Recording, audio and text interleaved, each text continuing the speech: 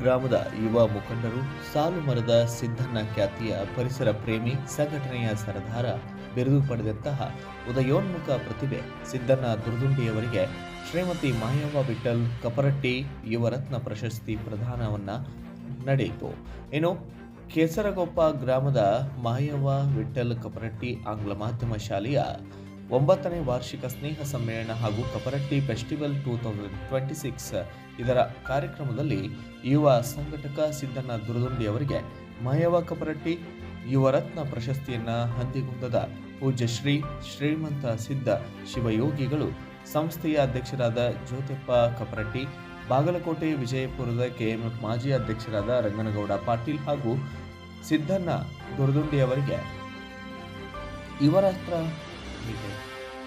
ವಿಜಯಪುರದ ಕೆಎಂಎಫ್ ಮಾಜಿ ಅಧ್ಯಕ್ಷರಾದ ರಂಗನಗೌಡ ಪಾಟೀಲ್ ಅವರು ಸಿದ್ದಣ್ಣ ದುರ್ದುಂಡಿ ಅವರಿಗೆ ಯುವರತ್ನ ಪ್ರಶಸ್ತಿ ಪ್ರದಾನ ಮಾಡಿದರು. ತೇರದಾಳ ಮತಕ್ಷೇತ್ರದ ಮುಖಂಡರಾದ ಸಿದ್ದು ಕೊಣ್ಣೂರ್, ಮಹಾಲಿಂಗಪುರ ವಲಯದ ಕನ್ನಡ ಸಾಹಿತ್ಯ ಪರಿಷತ್ನ ಅಧ್ಯಕ್ಷರಾದ ಬಸವರಾಜ ಮೇಟಿ, ಡಾಕ್ಟರ್ ಪದ್ಮಜಿತ್ ನಾಡಗೌಡರ್, ಮಹಾದೇವ ಕಪರಟ್ಟಿ ಮುಂತಾದವರು ಉಪಸ್ಥಿತರಿದ್ದು, ಸಮಾಜ ಸೇವಕ ಸಿದ್ದಣ್ಣ ದುರ್ದುಂಡಿಯವರು ಹಲವಾರು ವರ್ಷಗಳಿಂದ ಕ್ರೀಡೆ, ಜನಪದ ಕಲೆ ಮತ್ತು ಸಾಹಿತ್ಯ ಸೇರಿದಂತೆ ಧಾರ್ಮಿಕ ಅಷ್ಟೇ ಅಲ್ಲದೆ ಕರ್ನಾಟಕ ರಾಜ್ಯ ಯುವ ಸಂಘಗಳ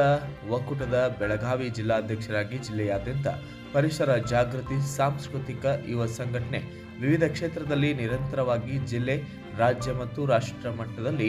ಮಾಡಿದಂತಹ ನಿಸ್ವಾರ್ಥ ಸೇವೆಯನ್ನು ಪರಿಗಣಿಸಿ ಮಾಯವ್ವ ಕಪರಟ್ಟಿ 2026 ಫೆಸ್ಟಿವಲ್ ಕಾರ್ಯಕ್ರಮದಲ್ಲಿ ಸಿದ್ದಣ್ಣ ದುರ್ದುಂಡಿ ಅವರಿಗೆ ಯುವರತ್ನ ಪ್ರಶಸ್ತಿ ಪ್ರದಾನ ಮಾಡಿ ಗೌರವಿಸಲಾಗಿದೆ ಎಂದು ಸಂಸ್ಥೆಯ ಅಧ್ಯಕ್ಷ